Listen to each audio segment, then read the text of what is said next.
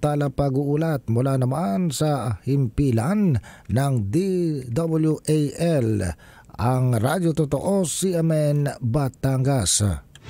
CMN Live Nationwide. Renz Belda, magandang araw sa iyo. Magandang umaga Ariel, magandang umaga Pilipinas. Mahigit 3.8 billion pesos na halaga ng hininalang syabong nasabat sa isang high-value individual sa Balayan, Batangas.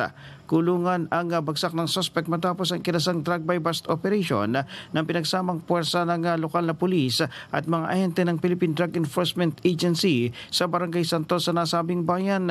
Ayon sa report, bandang 1:25 ng hapon nang matakip ang suspect na si alias Darwin, 27 anyos na isang high-value drug trafficker matapos makabili ang isang pusher buy ng hininalang shabu mula sa kanya.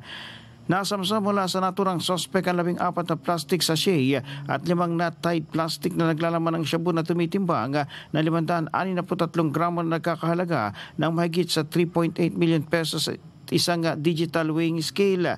Nakuha rin ng mga otoridad ang isang mobile phone mula sa suspect.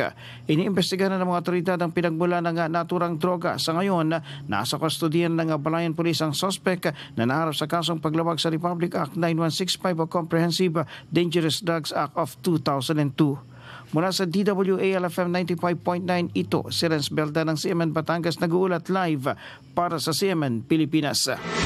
CMN Live Nationwide. Maraming salamat Renz Belda mula po naman sa himpilan ng DWAL-FM Radyo Totoo CMN Batangas.